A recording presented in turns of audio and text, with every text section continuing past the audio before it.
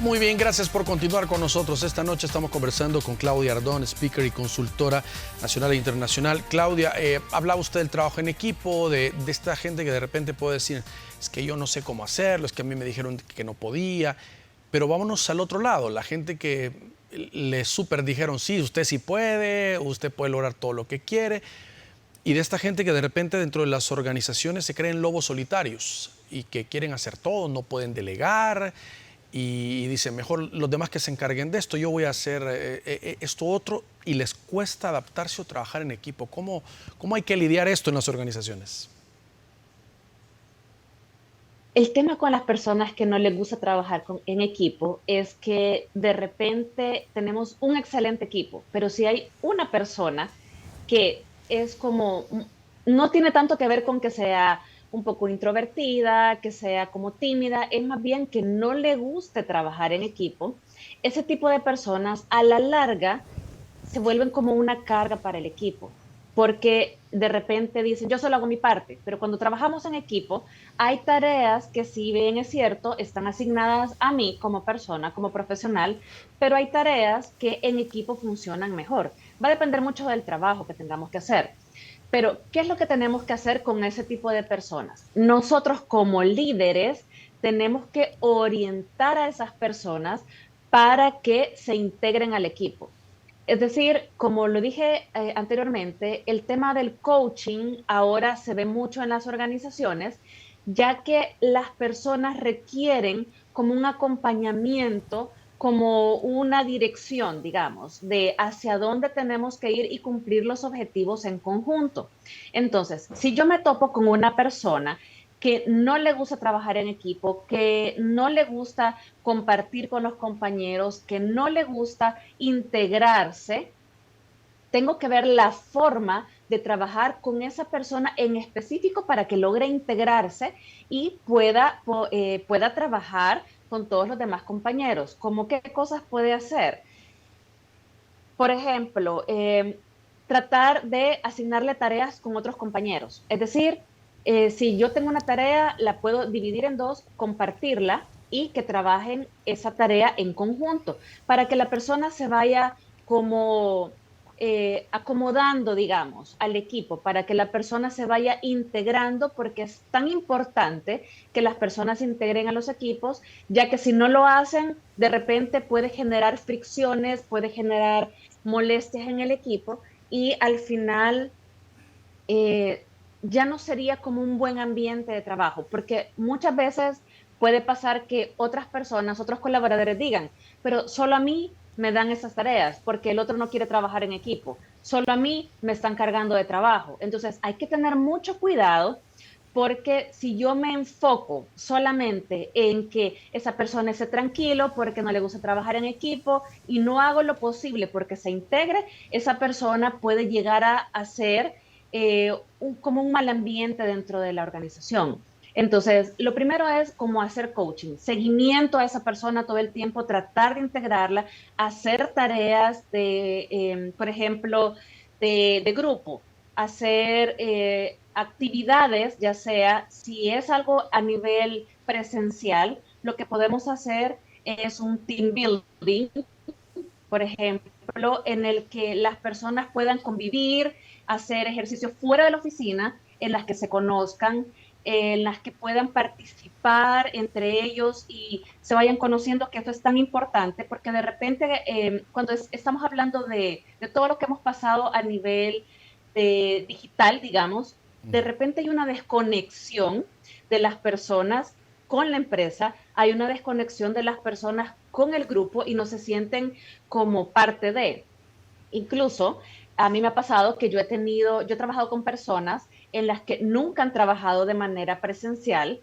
Sucede normalmente con las personas mucho más jóvenes que nunca han trabajado de manera presencial y no se sienten compenetradas con el equipo, no se sienten parte. Entonces, nosotros como líderes lo que tenemos que hacer es hacer ejercicios de, si estamos trabajando a nivel físico, como dije, team buildings, eso funciona mucho. Si estamos trabajando a nivel virtual 100%, lo que podemos hacer es en las reuniones poner la cámara, darle la palabra a todos, que todos participen siempre en las reuniones, que se hagan espacios que sean específicos para no hablar de temas de trabajo, sino que para hablar, por ejemplo, de cosas que nos han pasado durante el fin de semana, cómo vamos con el trabajo, cómo vamos con la familia, contar algunos aspectos personales para irse conociendo y que las personas vayan como generando ese vínculo con los demás y puedan compenetrarse con el equipo, porque eso es muy importante. Si yo tengo una persona completamente desconectada del equipo, esa persona me puede generar a mí una molestia, como dije, ya en el equipo completo. Ahora, Claudia, hay un tema importante y es que todos tengan la meta clara.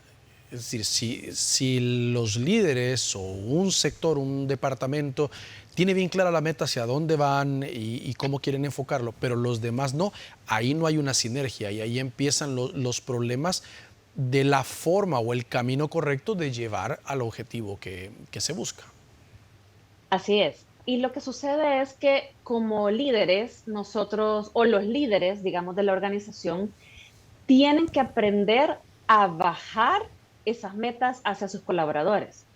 Es decir, si yo, por ejemplo, soy un gerente, soy un líder, un coordinador, pero si solamente yo me quedo con la información que a mí se me da, entonces, y no la bajo a mis colaboradores, perdón, ellos no van a tener claro cuáles van a ser los objetivos y las metas que estamos persiguiendo.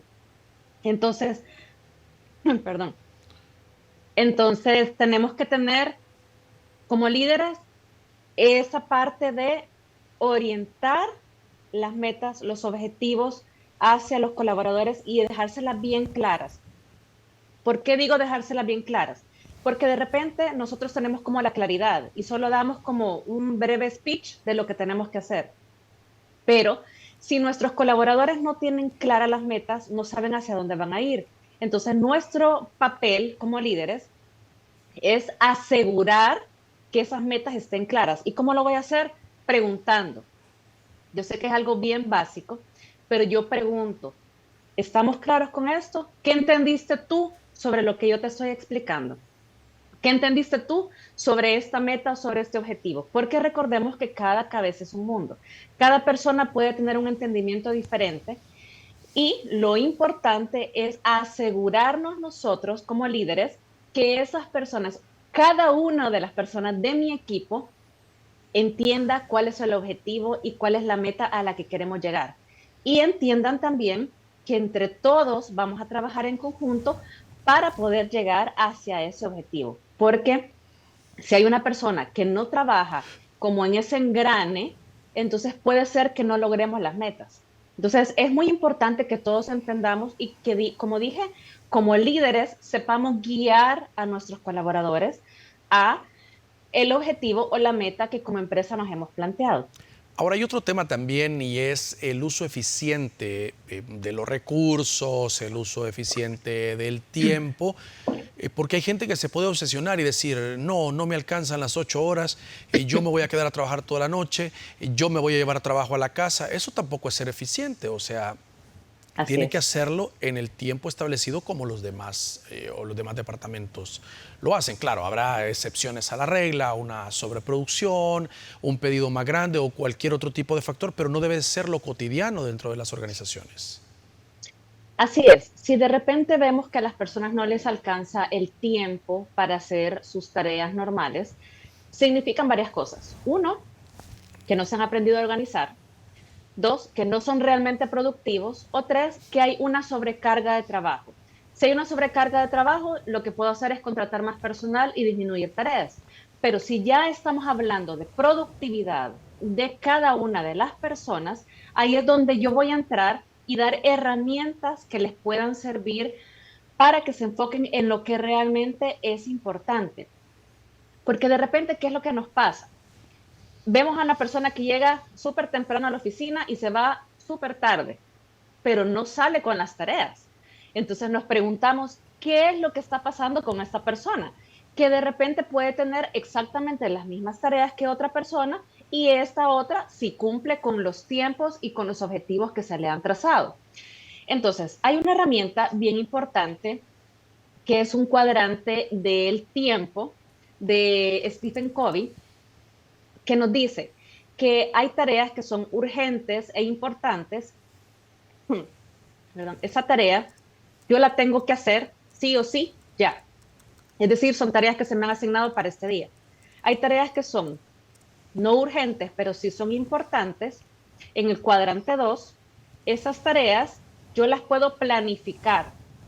Una meta de aquí a una semana, una meta de aquí a un mes, yo voy planificando y voy diciendo, ok, para llegar aquí yo tengo que hacer todos estos pasos para que esa tarea se cumpla. En el cuadrante 3 tenemos lo no importante y lo no urgente, que de repente pueden ser llamadas que nos caen o alguna reunión que no estaba planificada, algo que de repente podemos desplazar, que podemos decir, ok, yo lo voy a hacer después porque no es algo que sea como muy urgente. Y el cuarto cuadrante es lo no urgente y lo no importante, que son, por ejemplo, estar viendo redes sociales o estar viendo televisión o de repente tomar alguna llamada que no necesito hacerla en ese momento, o tareas que siempre son del trabajo, pero que yo las puedo delegar a un tercero. Entonces, ¿por qué nos ayuda este cuadrante? Para enfocarnos en lo que realmente tenemos que hacer para poder cumplir nuestros objetivos. De repente, si yo veo una persona que ya tiene claro el cuadrante, pero que esta persona no sabe cómo llegar a hacer sus tareas de una manera eficiente, nosotros vamos a establecerle primero objetivos claros de lo que tiene que hacer y hasta dónde va a llegar.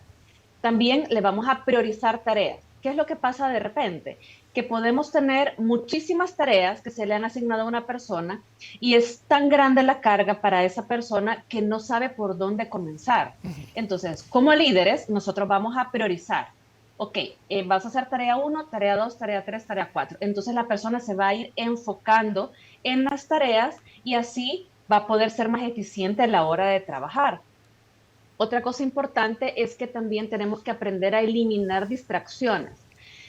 Si yo voy a hacer una tarea, me voy a enfocar en esa tarea. No significa que las 8 horas de trabajo o el tiempo que se haya asignado para esa tarea, yo voy a estar solo viendo esa tarea. Significa que yo voy a ser productivo, eficiente y consciente de que yo voy a hacer eso. Es decir, por ejemplo, si yo tengo que hacer un reporte, me voy a enfocar en hacer ese reporte. Me voy a olvidar de llamadas, me voy a olvidar de reuniones y voy a dedicarme a hacer ese reporte. A veces, ¿qué es lo que pasa? Que creemos que vamos a hacer multitasking y que eso nos va a ayudar a ser más eficientes y productivos. Y no es cierto. La mayoría de personas no son multitasking. Entonces, ¿qué es lo que tienen que hacer? Enfocarse en una sola tarea. Al terminar esa tarea, yo paso a la siguiente. Pero tengo que tener clara que para hacer esa tarea tengo que eliminar distracciones, enfocarme, ser consciente de que yo tengo que hacer esa tarea. ¿Por qué digo consciente? Porque de repente decimos, sí, yo la voy a hacer, la tengo que hacer, pero no somos conscientes que hay que quitar todo lo demás, como dije, quitar las distracciones y enfocarme en hacer esa tarea. Muy bien. Otra cosa que podemos hacer es delegar también. Muy bien, vamos a hacer una nueva pausa. Por favor, acompáñenos, ya regresamos.